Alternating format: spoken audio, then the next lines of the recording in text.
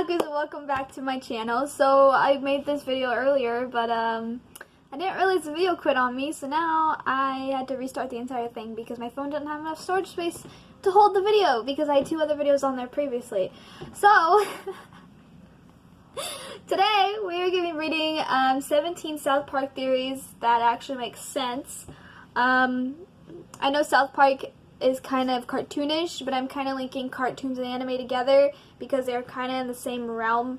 And it normally says 15, but I have 2 more open on a different website, so I'll just read those 2. Yeah, and so now that I can edit, I can just put the picture right here because I've done that, and it's cool. And I like figuring out more on how to edit my videos so I can actually make them better. I just kind of wish I figured out sooner, because, like, there's a bunch of videos I could have edited together, but it's whatever. I'm not gonna make a big fuss over it.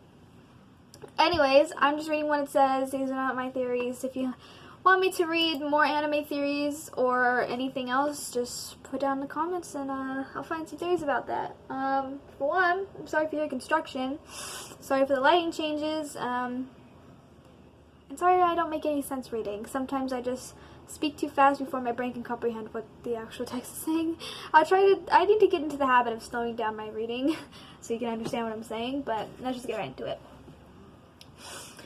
A show as crazy as South Park is bound to generate more than a few crazy fan theories. The show has touched on seemingly every major event for the last 20 years and stirred up controversy every step of the way. It's also created its own vast, strange mythology, giving fans plenty of raw materials to make outlandish yet believable theories. Some of the South Park fan theories make a lot of sense, while others are more fun than anything else. We probably never know for certain whether any of these fan theories of South Park are actually true, but one thing is for certain. No one and nothing is safe from the show's satirical t-shirt canon.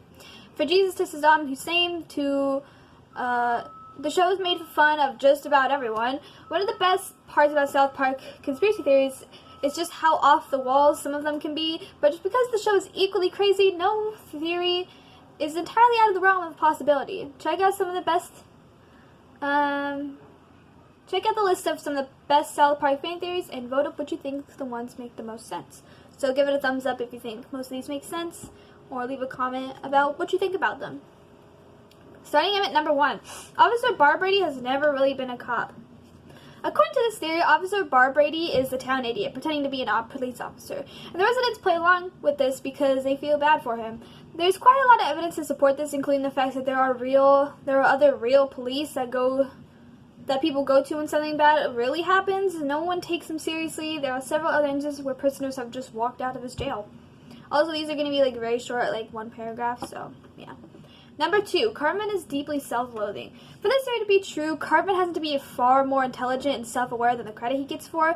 It says one of the reasons for his outlandish behavior, especially towards Juice and Kyle, is that he's lashing out against the one person who constantly reminds him of who he really is, an insecure kid who's uncomfortable with himself. Kyle is relentlessly and brutally truthful towards Cartman, but rather becoming a better person, Cartman externalizes his self-loathing, resulting in hate for anyone different from himself, whether they're Jewish people or gingers. Number 3, Kenny, Stan, and Kyle are still friends with Cartman because he's right so often.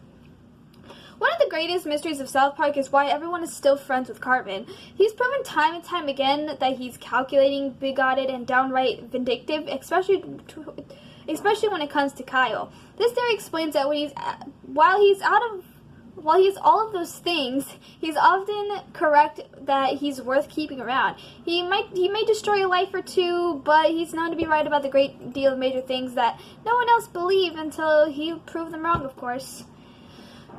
Number 4, Caitlyn Jenner is old news thanks to Mr. Garrison. South Park isn't generally the most tolerated place, so it's striking that the whole town was eager to embrace Caitlyn Jenner. How is it that Kyle is the sole person of the Podunk Mountain town to reject the paradise for the transgender Jenner? Because in South Park, Mr. Garrison paved that way a decade before, transitioning to female before ultimately transitioning back. Number 5, South Park is just the world the kids see. For most kids, the world is a strange and mysterious place. Add in a few highly active imaginations, and it is possible all of what happens in the town of South Park is real, except its truth except it's being told from the kid's exaggerated point of view. Kenny dying, for instance, might just be their overreaction to him being clumsy and getting hurt frequently. Number 6, Kenny is the reason no one ages in South Park. Basically, the idea of the series is that Kenny isn't immortal, but he does have a unique ability to regenerate. It states that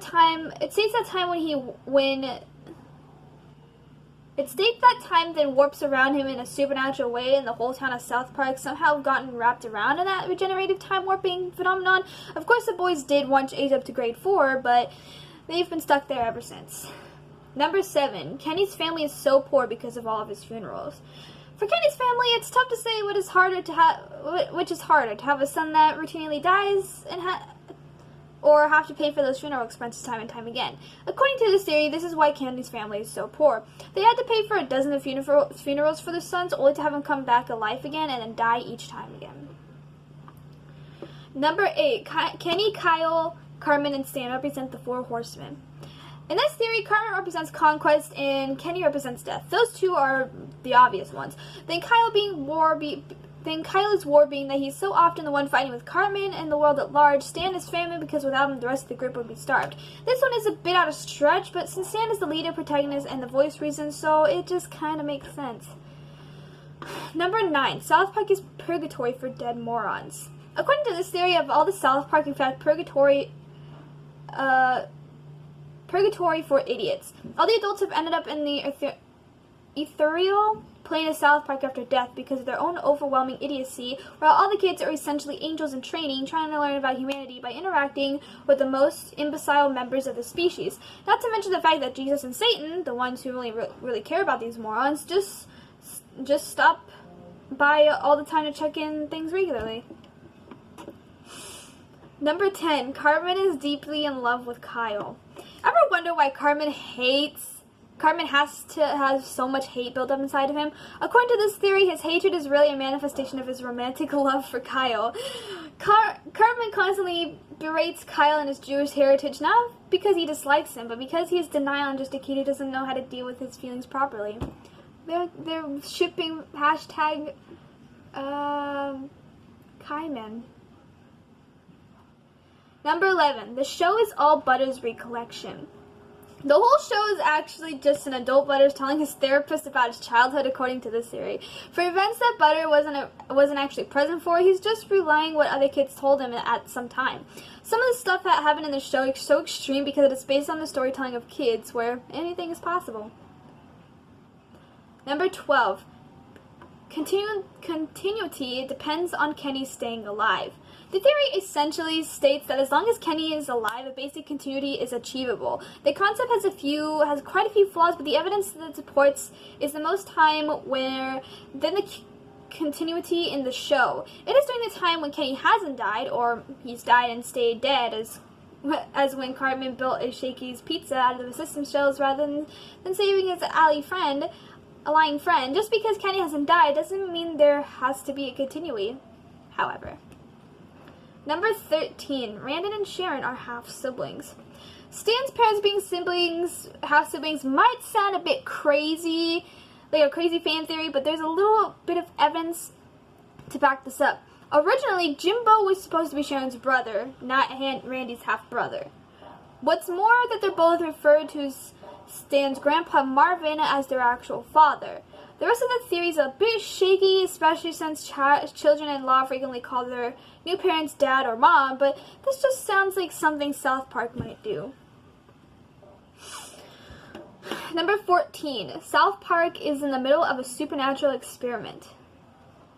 The events that happen in South Park are far more ordinary, and this theory if this theory has to be believed, there has to be a very good reason for it. The town is actually stuck in the middle of some sort of supernatural experiment conducted by a powerful Illuminati type attempting to master dark powers. Among the other side effects, the experiment has given characters regenerative powers and trapped their town in a timeless flux.